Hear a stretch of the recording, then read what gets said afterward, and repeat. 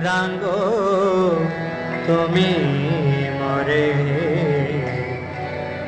দয়া না ছাড়ি হো গৌরাঙ্গ তুমি মরে দয়া না ছাড়ি ചൈതന്യ ചരിതാമൃതം മധ്യലീலை அத்தியாயம் 5 சாக்ஷி கோபாலரின் செயல்கள்.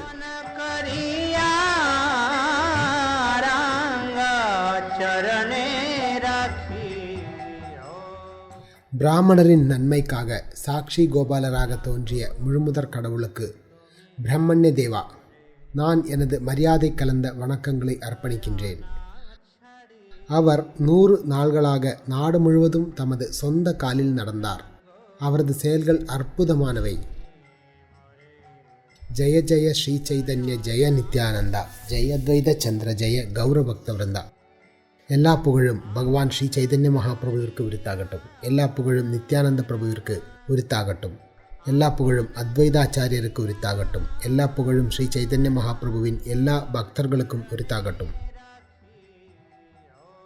நடந்து நடந்து ஸ்ரீ சைதன்ய மகாபிரபுவும் அவரது குழுவினரும் வைத்தரணி நதிக்கரையில் அமைந்திருந்த ஜாஜ்பூரை அடைந்தனர். அங்கே அவர் வராகதேவரின் கோயிலை தரிசித்து தமது வணக்கங்களை அவருக்கு அர்ப்பணித்தார். வராகதேவரின் கோயிலில் ஸ்ரீ சைதன்ய மகாபிரபு கீர்த்தனத்திலும் நடனத்திலும் ஈடுபட்டார். புகழ் மாலையும் அர்ப்பணித்தார். அந்த இரவினை அவர் அக்கோவிலில் கழித்தார்.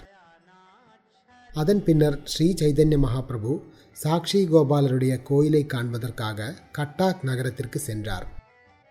அங்கு அவர் கோபால விக்கிரகத்தை கண்டபொழுது அவரது அழகினால் பேரானந்தமடைந்தார். அங்கு இருந்தபோது ஸ்ரீ சைதன்ய மகாபிரபு ஆடல் பாடலில் சிறிது நேரம் ஈடுபட்டார். முற்றிலும் ஆள் கொள்ளப்பட்ட நிலையில் அவர் கோபாலருக்கு பல்வேறு புகழ் மாலையினை அர்ப்பணித்தார். அந்த இரவில் ஸ்ரீ சைதன்ய மகாபிரபு கோபாலரின் கோயிலில் எல்லா பக்தர்களுடன் தங்கினார். அங்கே அவர் சாக்ஷி கோபாலரின் கதையை பேரானந்தத்துடன் கேட்டார். முன்பு நித்யானந்த பிரபு பல்வேறு திருத்தலங்களை தரிசிப்பதற்காக இந்தியா முழுவதும் பயணம் மேற்கொண்ட பொழுது அவர் சாக்ஷி கோபாலரை தரிசிக்க கட்டாக்கிற்கும் வந்திருந்தார். அச்சமயத்தில் நித்யானந்த பிரபு உள்ளூர் மக்களிடமிருந்து சாக்ஷி கோபாலரின் கதையினை கேட்டிருந்தார். தற்பொழுது அவர் அந்த கதையை மீண்டும் எடுத்துரைக்க ஸ்ரீ சைதன்ய மகாபிரபு பேரானந்தத்துடன் அதை கேட்டார். முன்னொரு காலத்தில் தென்னிந்தியாவின் வித்யா நகரத்தின் 2 பிராமணர்கள் வசித்து வந்தனர். அவர்கள் பல்வேறு திருத்தலங்களை தரிசிப்பதற்காக நீண்ட யாத்திரையை மேற்கொண்டனர். முதலில் அவர்கள் கயாவை தரிசித்தனர். அதன் பின்னர் காஷி, பிரயாகை முதலியவற்றை தரிசித்து இறுதியாக அவர்கள் பேரானந்தத்துடன் மதுராவிற்கு வந்தனர். மதுராவை அடைந்து அவர்கள் விருந்தாவனத்தின் வெவ்வேறு காடுகளை தரிசிக்கத் தொடங்கினர். கோவர்தன மலைக்கும் வந்தனர். அவர்கள் 12 வனங்களையும் தரிசித்துவிட்டு இறுதியில் விருந்தாவன நகரத்திற்கு வந்தனர். பஞ்சக்ரோஷி விருந்தாவன கிராமத்தில், அதாவது தற்பொழுது கோவிந்தருடைய கோவில் அமைந்துள்ள இடத்தில் ஒரு மாபெரும் கோயில் இருந்தது. அங்கே கோபாலரின் வழிபாடு வெகு விமரிசையாக நடைபெற்று வந்தது. யமுனை கரையிலுள்ள கேசி படித்துறை, காளிய படித்துறை முதலிய படித்துறைகளில் நீராடிய பின்னர் யாத்ரிகர்கள் கோயிலுக்கு சென்று ஸ்ரீ கோபாலரை தரிசித்தனர். அதன் பின்னர் அவர்கள் அங்கேயே ஓய்வெடுத்தனர். கோபாலரின் அழகு அவர்களது மனதை கொள்ளை கொண்டது. பேரானந்தத்தினை உணர்ந்த அவர்கள் அங்கேயே 2-4 நாட்களுக்கு தங்கினர். 2 பிராமணர்களில் ஒருவர் வயோதிகர், மற்றவர் இளைஞர். அந்த இளைஞர் வயோதிகருக்கு உதவி வந்தார். உண்மையில் இளம் பிராமணர் முதியவருக்கு எப்பொழுதும் எல்லாவித தொண்டுகளையும் புரிந்தார். முதியவர் அவரது தொண்டினால் மிகவும் திருப்தியுற்று ஆனந்தமடைந்தார். முதியவர் இளையவரிடம் கூறினார், நீங்கள் எனக்கு பலதரப்பட்ட சேவைகளை புரிந்துள்ளீர். பல்வேறு திருத்தலங்களுக்கு பயணம் செய்வதற்கு நீங்கள் உதவி செய்துள்ளீர். என் சொந்த மகன் கூட இது போன்ற சேவை செய்வதில்லை. உங்களுடைய கருணையால் இந்த பயணத்தின் பொழுது நான் களைப்படையவே இல்லை. உங்களுக்கு மரியாதை செலுத்தாவிடில் நான் நன்றி கெட்டவனாகி விடுவேன். எனவே நான் என் மகளை உங்களுக்கு தானம் அளிப்பதாக உறுதியளிக்கிறேன். இளம் பிராமணர் பதிலளித்தார், ஐயா, அன்பு கூர்ந்து கேளுங்கள். நீங்கள் மிகவும் அசாதாரணமான ஒன்றினை கூறுகிறீர்கள். இது போன்ற விஷயம் ஒருபோதும் நடைபெறுவதில்லை. நீங்கள் மிக சிறந்த உயர்குடியை சார்ந்தவர், நன்கு கல்வி கற்று பெரும் செல்வந்தராக இருப்பவர். நானோ உயர்குடியில் பிறக்கவில்லை. என்னிடம் மதிக்கத்தக்க கல்வியோ செல்வமோ கூட இல்லை. ஐயா, நான் உங்களது மகளுக்கு உகந்த மணமகன் இல்லை. கிருஷ்ணரின் திருப்திக்காக மட்டுமே உங்களுக்கு சேவை செய்கிறேன். பிராமணர்களுக்கு செய்யப்படும் சேவையால் பகவான் கிருஷ்ணர் மிகவும் திருப்தி அடைகிறார். பகவான் திருப்தி அடையும் பொழுது பக்தி தொண்டின் வளம் அதிகரிக்கின்றது. முதிய பிராமணர் பதிலளித்தார், அன்புள்ள இளைஞரே, என் மீது சந்தேகம் வேண்டாம். நான் என் மகளை உங்களுக்கு தானம் அளிப்பதாக ஏற்கனவே தீர்மானித்து விட்டேன். இளம் பிராமணர் கூறினார், உங்களுக்கு மனைவியும் மகன்களும் உள்ளனர். உறவினர்களும் நண்பர்களும் கூட பெரும் எண்ணிக்கையில் உள்ளனர். அனைத்து நண்பர்கள் மற்றும் உறவினர்களின் சம்மதமின்றி கன்னியாதானம் செய்வது உங்களுக்கு சாத்தியமல்ல. ராணி ருக்மிணி மற்றும் அவளது தந்தையான பீஷ்மகரின் கதையை யோசித்து பாருங்கள். மன்னர் பீஷ்மகர் தமது மகளான ருக்மிணியை கிருஷ்ணருக்கு தானமளிக்க விரும்பினார். ஆனால் அவரது மூத்த மகனான ருக்மி அதற்கு எதிர்ப்பு தெரிவித்தான். இதனால் தமது முடிவினை அவரால் நிறைவேற்ற இயலவில்லை. முதிய பிராமணர் கூறினார், என் மகள் எனது சொத்து. என்னுடைய சொத்தினை யாருக்கேனும் வழங்குவதற்கு நான் முடிவு செய்தால் எந்த சக்தியினால் என்னை தடுக்க இயலும்?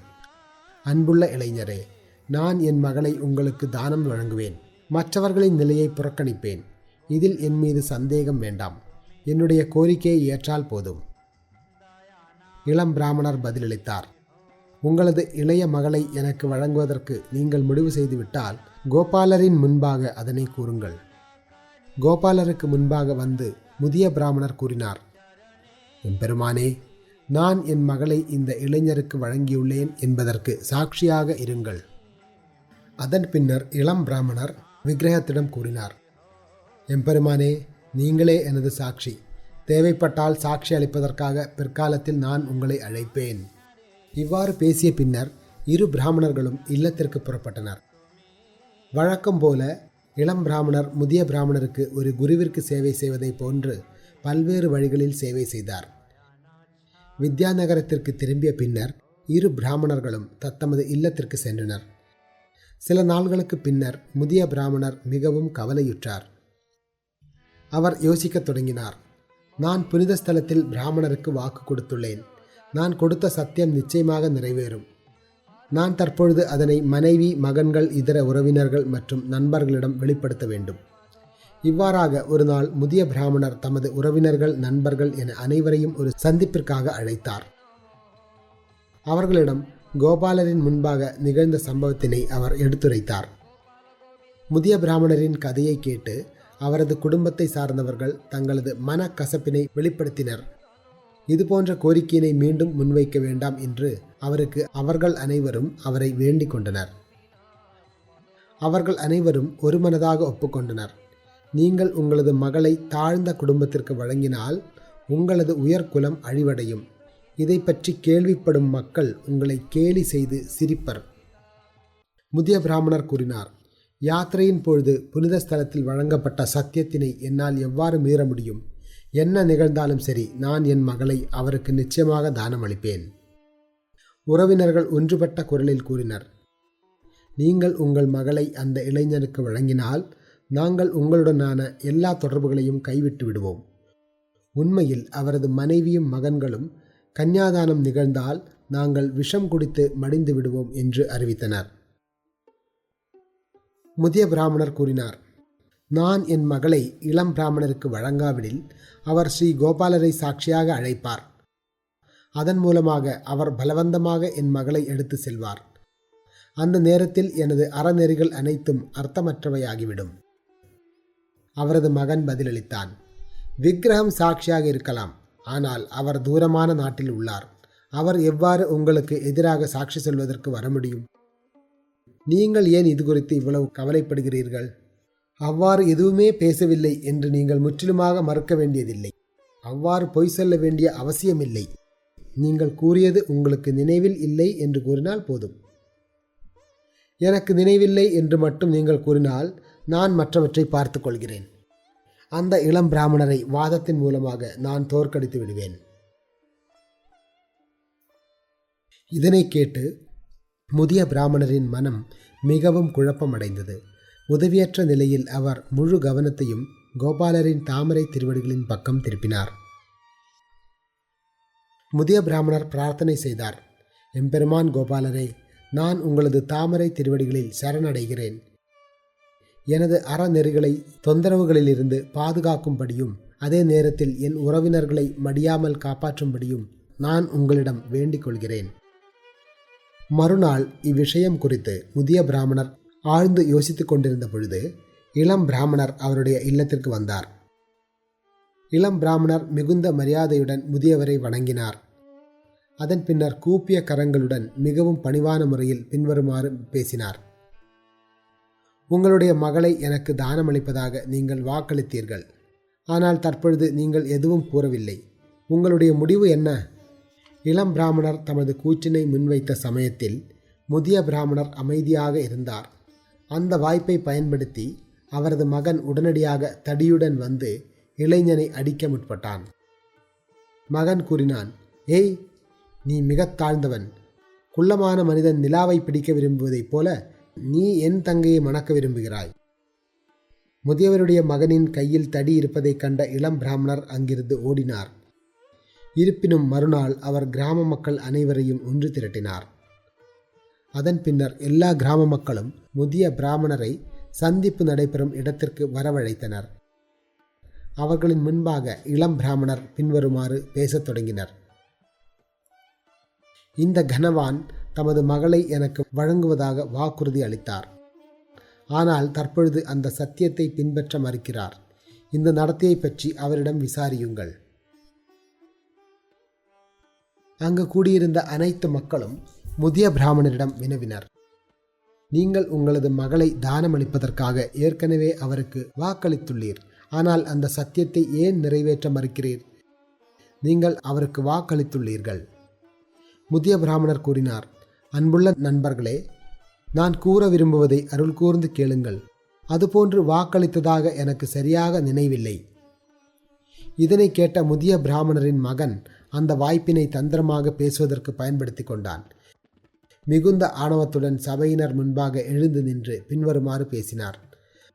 பல்வேறு இடங்களுக்கு தீர்த்த யாத்திரை மேற்கொண்ட பொழுது என் தந்தை பெரும் செல்வத்தை எடுத்து சென்றார். அந்த செல்வத்தை கண்டு இந்த துஷ்டன் அவற்றை எடுத்து செல்ல முடிவு செய்தான். என்னுடைய தந்தையுடன் இவனை தவிர வேறு யாரும் இருக்கவில்லை. துதுரா எனப்படும் போதைப் பொருளை கொடுத்து இந்த துஷ்டன் என் தந்தையை பைத்தியமாக்கிவிட்டான். என் தந்தையின் பணம் முழுவதையும் எடுத்துக்கொண்ட இந்த துஷ்டன் அவை ஒரு திருடனால் எடுத்து செல்லப்பட்டதாக கூறினான். தற்பொழுது என் தந்தை தமது மகளை இவனுக்கு தானமளிப்பதாக வாக்களித்தார் என்று கூறுகிறான். இங்கு கூடியுள்ள நீங்கள் அனைவரும் கண்ணியவான்கள். இந்த ஏழை பிராமணனுக்கு என் தந்தை தமது மகளை அர்ப்பணிப்பது பொருத்தமானதா என்பதை நீங்களே தீர்மானியுங்கள். இவ்வெல்லா கூற்றுக்களையும் கேட்டு கூடியிருந்த மக்கள் அனைவரும் சற்று சந்தேகம் கொண்டனர். செல்வத்தினால் கவரப்பட்டு ஒருவன் தனது அறநெறிகளை கைவிடுவது சாத்தியமே என்று அவர்கள் எண்ணினர்.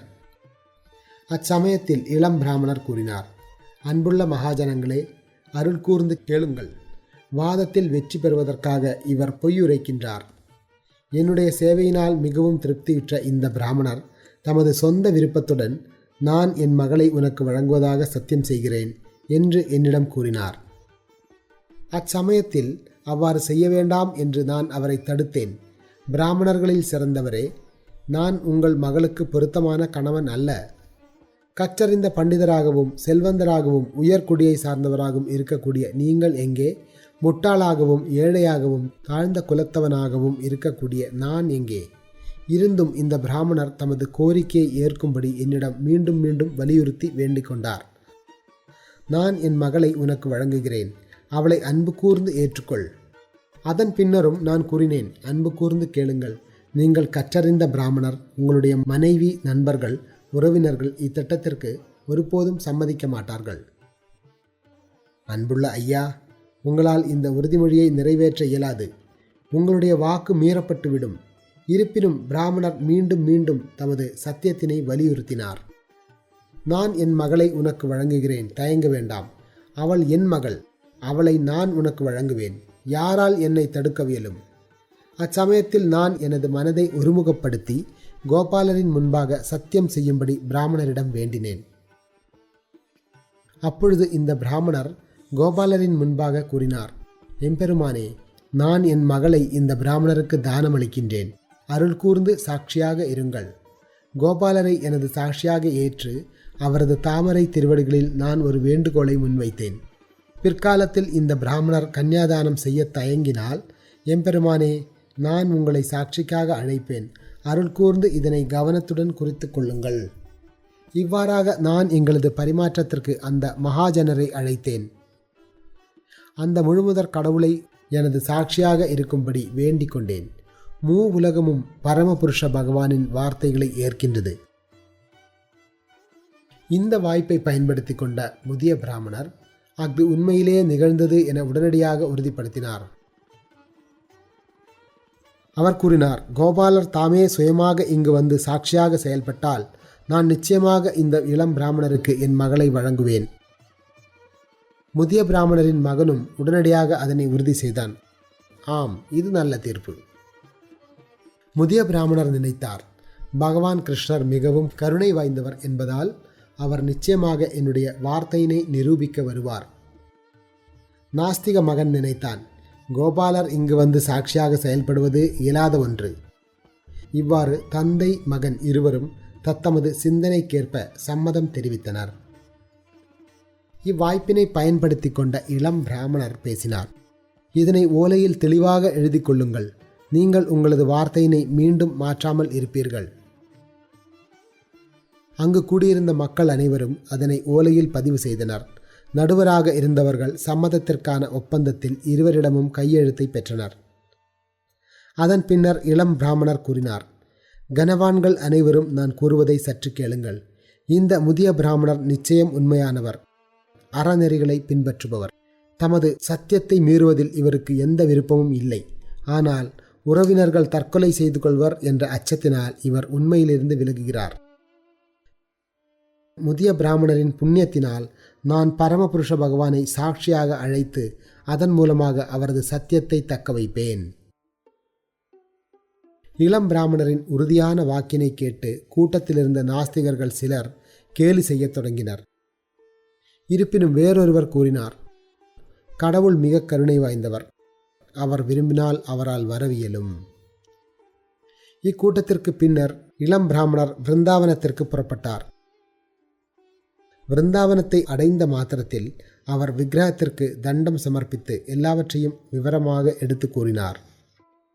அவர் கூறினார், எம்பெருமானே, நீங்கள் பிராமண பண்பாட்டை பாதுகாப்பவர், மிகவும் கருணை கொண்டவர். எனவே இரு பிராமணர்களான எங்களது தர்ம கோட்பாடுகளை பாதுகாத்து உங்களது பெரும் கருணையினை வழங்குங்கள். எம்பெருமானே, அவரது மகளை மணப்பெண்ணாக பெற்று மகிழ்ச்சி அடைவதை பற்றி நான் நினைக்கவில்லை. பிராமணர் தமது சத்தியத்தை மீறிவிட்டதை மட்டுமே நான் நினைக்கின்றேன். அது எனக்கு பெரும் துன்பத்தை கொடுக்கின்றது. இளம் பிராமணர் தொடர்ந்தார், அன்பிற்குரியவரே, மிகவும் கருணை வாய்ந்த நீங்கள் அனைத்தையும் அறிந்தவர். எனவே இந்த வழக்கில் சாட்சியாக செயல்படுங்கள்.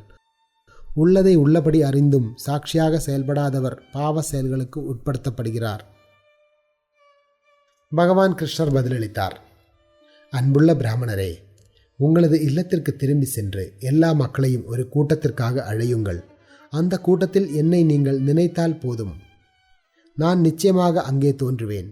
அச்சமயத்தில் சத்தியத்திற்கு சாட்சியாக இருந்து பிராமணர்களான உங்கள் இருவரின் கௌரவத்தையும் பாதுகாப்பேன். இளம் பிராமணர் பதிலளித்தார், எம்பெருமானே, நீங்கள் அங்கே 4 கரங்களுடன் விஷ்ணுமூர்த்தியாக தோன்றினாலும் அங்குள்ள மக்கள் யாரும் உங்களுடைய வார்த்தைகளை நம்ப மாட்டார்கள். அங்கே நீங்கள் இதே கோபால ரூபத்துடன் வந்து உங்களுடைய அழகிய திருமுகத்திலிருந்து வார்த்தைகளை உரைத்தால் மட்டுமே உங்களுடைய சாட்சியினை அங்குள்ள மக்கள் அனைவரும் கேட்பர். பகவான் கிருஷ்ணர் கூறினார், விக்கிரகம் ஓரிடத்திலிருந்து வேறு இடத்திற்கு நடந்து சென்றதாக நான் கேள்விப்பட்டதில்லை. பிராமணர் பதிலளித்தார், அது உண்மையே. ஆனால் விக்கிரகமாக உள்ள போதிலும் நீங்கள் எவ்வாறு என்னுடன் பேசுகிறீர்? எம்பெருமானே, நீங்கள் ஒரு சிலை அல்ல, சாக்ஷாத் நந்த மகாராஜரின் மகன். வயோதிக பிராமணரின் நன்மைக்காக இதற்கு முன்பு செய்யாத ஒரு விஷயத்தை தற்போது செய்வீராக. அப்பொழுது புன்னகை பூத்த ஸ்ரீ கோபாலர் கூறினார், அன்புள்ள பிராமணரே, நான் சொல்வதை கேளுங்கள். நான் உங்களுக்கு பின்னால் உங்களுடனே நடந்து வருவேன். பகவான் தொடர்ந்தார், பின்னால் திரும்பி நீங்கள் என்னை பார்க்கக்கூடாது. அவ்வாறு பார்த்தால் உடனடியாக அதே இடத்தில் அப்படியே ஸ்திரமாக நின்று விடுவேன். நான் உங்களுக்கு பின்னால் நடந்து வருகிறேன் என்பதை எனது சலங்கை சப்தத்தின் மூலமாக நீங்கள் அறிந்து கொள்வீர். தினமும் 1 கிலோ சாதம் அமைத்து அர்ப்பணம் செய்வீராக. அந்த சாதத்தை உண்டு நான் உங்களை பின்தொடர்வேன். மறுநாள் பிராமணர் தமது நாட்டிற்கு புறப்படுவதற்கு கோபாலரிடம் உத்தரவு கோரினார். கோபாலரும் அவரை ஒவ்வொரு அடியிலும் பின்தொடர்ந்தார். கோபாலர் இளம் பிராமணரை பின்தொடர அவரது சலங்கையின் இனிய ஒலியினை கேட்டு பிராமணர் மிகவும் ஆனந்தமடைந்தார். அவர் கோபாலர் உண்பதற்காக முதல் தர அன்னத்தை சமைத்தார். இவ்வாறாக இளம் பிராமணர் நடந்து நடந்து தமது நாட்டினை அடைந்தார். கிராமத்தினை நெருங்கிய பொழுது பின்வருமாறு யோசிக்கத் தொடங்கினார். நான் தற்பொழுது எனது கிராமத்திற்கு வந்துள்ளேன். வீட்டிற்கு சென்று சாட்சியின் வருகையை எல்லா மக்களிடமும் கூறுவேன். கோபால விக்கிரகத்தினை நேரடியாக பார்க்காவிடில் மக்கள் அவர் வந்துள்ளதை நம்ப மாட்டார்கள். கோபாலர் இங்கேயே நின்றுவிட்டால் கூட பயப்படுவதற்கு ஏதுமில்லை. இவ்வாறு நினைத்த பிராமணர் பின்னே திரும்பி பார்த்தார். அங்கே பரமபுருஷ பகவான் கோபாலர் புன்னகை பூத்த முகத்துடன் நின்று கொண்டிருப்பதை கண்டார். பகவான் பிராமணரிடம் கூறினார், தற்பொழுது நீங்கள் இல்லத்திற்கு செல்லலாம். நான் இங்கேயே இருப்பேன். இங்கிருந்து செல்ல மாட்டேன். அதன் பின்னர் இளம் பிராமணர் நகரத்திற்கு சென்று கோபாலரின் வருகையை எல்லா மக்களிடமும் தெரிவித்தார். இதனை கேட்ட மக்கள் மிகவும் வியப்புற்றனர். நகர மக்கள் அனைவரும் சாக்ஷி கோபாலரை காண சென்றனர். பகவான் அங்கு உண்மையிலேயே நின்று கொண்டிருப்பதை கண்டபொழுது அவர்கள் அனைவரும் தங்களது மரியாதைக்குரிய வணக்கங்களை அர்ப்பணித்தனர். மக்கள் அங்கு வந்து சேர்ந்த பொழுது கோபாலரின் அழகை கண்டு பேரானந்தமடைந்தனர். அவர் அங்கே உண்மையிலே நடந்து வந்துள்ளார் என்பதை கேள்வியுற்று அவர்கள் அனைவரும் வியப்புற்றனர். அதன் பின்னர் மிகவும் மகிழ்ச்சியுற்ற மூத்த பிராமணர் உடனடியாக கோபாலரின் முன்வந்து ஒரு கம்பை போன்று விழுந்தார். இவ்வாறாக எல்லா நகர மக்களின் முன்னிலையில் முதிர்ந்த பிராமணர் தமது மகளை இளம் பிராமணருக்கு கன்னியாதானம் செய்தார் என்பதற்கு பகவான் கோபாலர் சாட்சி அளித்தார்.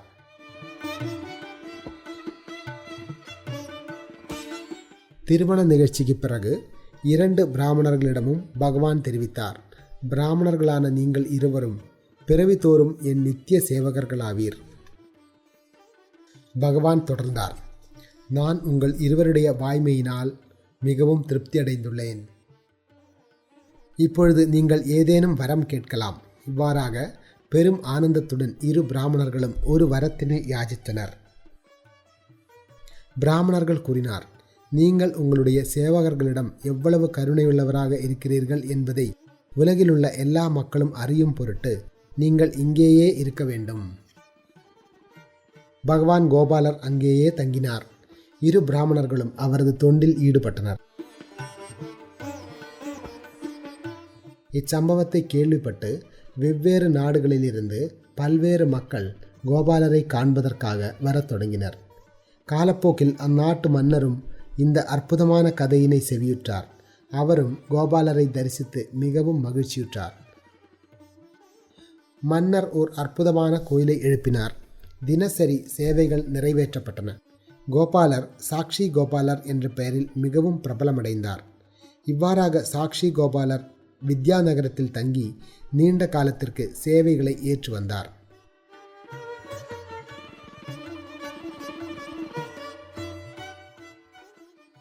ஸ்ரீல பிரபுபாதாவின் பொருளுரை. வித்யாநகரம் தென்னிந்தியாவின் கோதாவரி நதிக்கரையில் திரைலங்க தேசத்தில் அமைந்துள்ளது. கோதாவரி நதியானது வங்காள விரிகுடாவினில் கலக்கும் இடம் கோட தேசம் என்று அறியப்படுகிறது. ஒரிசா ராஜ்யம் வலிமை மிக்கதாக இருந்த காலத்தில் கோட தேசம் ஒரிசாவின் தலைநகரமாக இருந்தது. அச்சமயத்தில் அது வித்யாநகரம் என்று அறியப்பட்டது. முன்பு இந்நகரமானது கோதாவரி நதியின் தெற்கு கரையில் அமைந்திருந்தது. அச்சமயத்தில் மன்னர் புருஷோத்தம தேவர் ஒரிசாவினை கட்டுப்படுத்தி அரசாங்கத்தினை ஏற்படுத்தியிருந்தார். தற்பொழுதைய வித்யாநகரம் நதியின் தென்கிழக்கு பகுதியில் உள்ளது. ராஜமுந்திரியிலிருந்து சுமார் 20-25 மைல் தொலைவில் உள்ளது. மாமன்னர் பிரதாபருத்ரரின் காலத்தில் ஸ்ரீ ராமானந்தராயர் அங்கே ஆளுநராக இருந்தார். விஜயநகரமும் வித்யாநகரமும் ஒன்றல்ல. மீண்டும் சைதன்ய சரிதாமிர்தம் ஸ்லோகம் 120. அதன் பின்னர் அங்கு நிகழ்ந்த சண்டையில் நாடானது ஒரிசாவின் மன்னரான புருஷோத்தம தேவரால் கைப்பற்றப்பட்டது.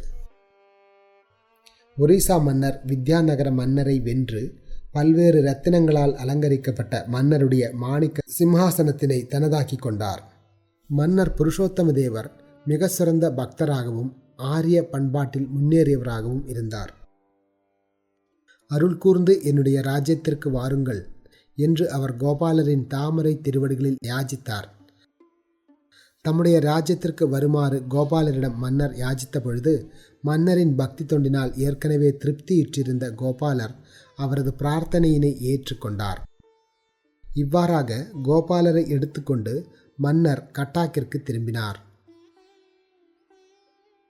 மன்னர் புருஷோத்தம தேவர் தாம் வென்ற மாணிக்க சிம்ஹாசனத்தினை ஜெகநாத்புரிக்கு எடுத்து சென்று அதனை பகவான் ஜெகநாதருக்கு அர்ப்பணித்தார். அச்சமயத்தில் கட்டாக்கில் கோபாலருக்கான முறையான வழிபாட்டிற்கும் அவர் ஏற்பாடு செய்தார். கோபால விக்கிரகம் கட்டாக்கில் எழுந்தருளிய பொழுது புருஷோத்தம தேவரின் ராணி அவரை தரிசிக்க சென்றாள். பெரும் பக்தியுடன் அவள் பல்வேறு ஆபரணங்களை விக்கிரகத்திற்கு சமர்ப்பித்தாள். ராணி தனது மூக்கில் மிகவும் மதிப்புமிக்க முத்தினை அணிந்திருந்தாள். அதனை கோபாலருக்கு வழங்க விரும்பினாள். அப்பொழுது பின்வருமாறு யோசிக்கத் தொடங்கினாள். விக்கிரகத்தின் மூக்கில் துளை இருப்பின் என்னால் இந்த முத்தினை அவருக்கு அணிவிக்க இயலும். இவ்வாறு நினைத்த ராணி கோபாலரை நமஸ்கரித்துவிட்டு தனது அரண்மனைக்கு திரும்பினாள். அன்றிரவு அவளது கனவில் தோன்றிய கோபாலர் அவளிடம் பின்வருமாறு பேசத் தொடங்கினார். என்னுடைய பால்ய பருவத்தில் எனது மூக்கில் துளையிட்ட என் தாய் பெரும் முயற்சியுடன் அங்கே ஒரு முத்தினை பொருத்தினாள். அந்த துளை இன்றும் அங்கே உள்ளது. நீங்கள் வழங்க விரும்பிய முத்தினை அணிவிப்பதற்கு அந்த துளையினை உபயோகிக்கலாம். இக்கனவினை கண்ட பின்னர் ராணி அதனை தனது கணவனான மன்னரிடம் விளக்கினாள். மன்னரும் ராணியும் இணைந்து முத்துடன் கோயிலுக்கு சென்றனர். விக்கிரகத்தின் மூக்கில் துளையை கண்டு அதில் அவர்கள் முத்தினை பொருத்தினர். மாபெரும் விழாவை பேரானந்தத்துடன் நிகழ்த்தினர். அச்சமயத்திலிருந்து கோபாலர் கட்டக் நகரத்தில் எழுந்தருளியுள்ளார். அன்றிலிருந்து அவர் சாக்ஷி கோபாலர் என்று அறியப்படுகிறார். இவ்வாறாக கோபாலரின் செயல்களை பற்றிய சரித்திரத்தினை செவியுற்று ஸ்ரீ சைதன்ய மகாபிரபுவும் அவரது பக்தர்களும் மிகவும் மகிழ்ச்சியுற்றனர். ஸ்ரீ சைதன்ய மகாபிரபு கோபாலரின் முன்பாக அமர்ந்திருந்த பொழுது அனைத்து பக்தர்களும் அவரையும் விக்கிரகத்தையும் ஒரே வடிவமாக கண்டனர். இருவரின் திருமேனியும் ஒரே நிறத்தில் இருந்தன. இருவரும் பிரம்மாண்டமான திருமேனிகளை கொண்டிருந்தனர். இருவரும் காவியுடையை அணிந்திருந்தனர். இருவரும் கம்பீரமாக இருந்தனர். ஸ்ரீ சைதன்ய மகாபிரபுவும் கோபாலரும் மிகவும் பிரகாசமாகவும் தாமரை கண்களுடனும் இருப்பதை பக்தர்கள் கண்டனர். அவர்கள் இருவருமே பரவசத்தில் மூழ்கியவர்களாக இருந்தனர். இருவரின் திருமுகங்களும் முழு நிலாவை ஒத்திருந்தன. கோபாலரையும் ஸ்ரீ சைதன்ய மகாபிரபுவையும் இவ்வாறு தரிசித்த நித்யானந்தர் இதர பக்தர்களுடன் சைகைகளை பரிமாறிக்கொண்டிருந்தார். அவர்கள் அனைவரும் புன்னகையுடன் இருந்தனர். இவ்வாறாக பகவான் ஸ்ரீ சைதன்ய மகாபிரபு பெரும் மகிழ்ச்சியுடன் அந்த இரவினை அக்கோவிலில் கழித்தார். காலையில் மங்கள ஆரதியினை தரிசித்த பின்னர் அவர் தமது பயணத்தினை தொடர்ந்தார்.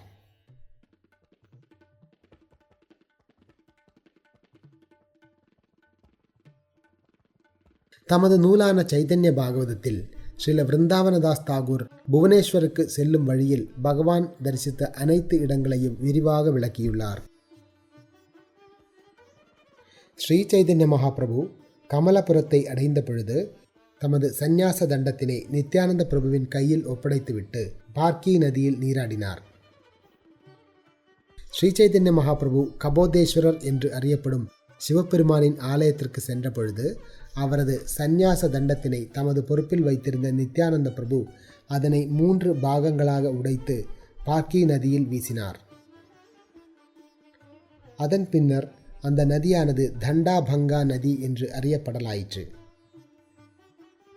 ஜெகநாதரின் கோயிலை தூரத்தில் பார்த்தபொழுது ஸ்ரீ சைதன்ய மகாபிரபு உடனடியாக பரவசமடைந்தார். கோயிலை நமஸ்கரித்த பின்னர் அவர் பிரேமையின் பரவசத்தில் ஆடத் தொடங்கினார். சைதன்ய மகாபிரபுவின் சங்கத்தில் எல்லா பக்தர்களும் பிரேமையின் பரவசத்தில் மூழ்கினர். முக்கிய வீதியில் பரவசத்துடன் ஆடி பாடி முன்னேறினர். ஸ்ரீ சைதன்ய மகாபிரபு சிரித்தார், அழுதார், ஆடினார், பல்வேறு பரவச பேரொலியையும் ஏற்படுத்தினார். கோயில் வெறும் 6 மைல் தொலைவில் இருந்த போதிலும் அவரை பொறுத்தவரையில் அது ஆயிரக்கணக்கான யோஜனம் தொலைவில் இருப்பதை போல் தோன்றியது. மகாபிரபு இவ்வாறு நடந்து அட்டாரநலா என்னும் இடத்தினை அடைந்தார். அங்கு வந்த பின்னர் தமது வெளிப்புற உணர்வினை வெளிப்படுத்தி அவர் ஸ்ரீ நித்யானந்த பிரபுவிடம் பேசினார். ஸ்ரீ சைதன்ய மகாபிரபு தம்முடைய வெளிப்புற உணர்வை பெற்ற பொழுது நித்யானந்த பிரபுவிடம் வினவினார், என்னுடைய தண்டத்தினை திருப்பிக் கொடுங்கள். அப்பொழுது நித்யானந்த பிரபு பதிலளித்தார், அது 3 பாகங்களாக உடைந்து விட்டது. நீங்கள் பரவசத்தில் விழுந்த பொழுது நான் உங்களை பிடித்தேன். ஆனால் நாம் இருவரும் ஒன்றாக இணைந்து தண்டத்தின் மீது விழுந்தோம். நம் இருவருடைய பாரத்தை தாங்க இயலாமல் தண்டம் துண்டு துண்டாக உடைந்தது. அந்த துண்டுகள் எங்கே சென்றன என்பதை நான் அறியேன். உங்களுடைய தண்டம் நிச்சயமாக எனது குற்றத்தினாலேயே உடைந்தது. தற்பொழுது அதற்கு உகந்த தண்டனையை நீங்கள் எனக்கு வழங்கலாம். தமது தண்டம் உடைந்த கதையினை கேட்ட பின்னர் மகாபிரபு சற்று வருத்தத்தினை வெளிப்படுத்தினார்.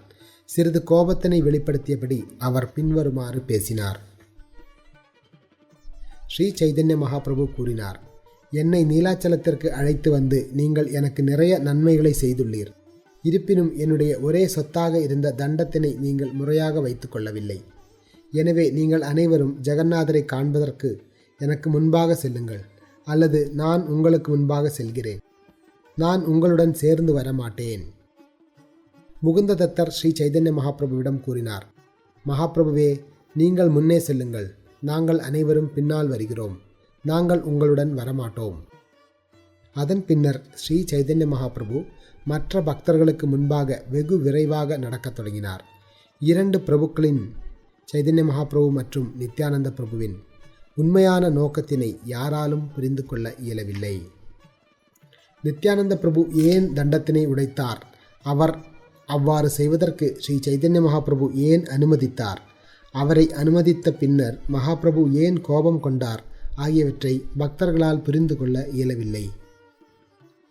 தண்டத்தை உடைத்த லீலை மிகவும் ஆழமானதாகும். 2 பிரபுக்களின் தாமரை திருவடிகளின் மீது ஸ்திரமான பக்தியில் இருப்பவர்களால் மட்டுமே அதனை புரிந்து கொள்ள இயலும். பிராமணர்களிடம் கருணை கொண்டுள்ள பகவான் கோபாலரின் பெருமைகள் மிக பெரியவை. சாக்ஷி கோபாலரின் கதை நித்யானந்த பிரபுவினால் பேசப்பட்டு ஸ்ரீ சைதன்ய மகாபிரபுவினால் கேட்கப்பட்டது. பகவான் கோபாலரின் கதையினை நம்பிக்கையுடனும் அன்புடனும் கேட்பவர் வெகு விரைவில் பகவான் கோபாலரின் தாமரை திருவடிகளை அடைகிறார்.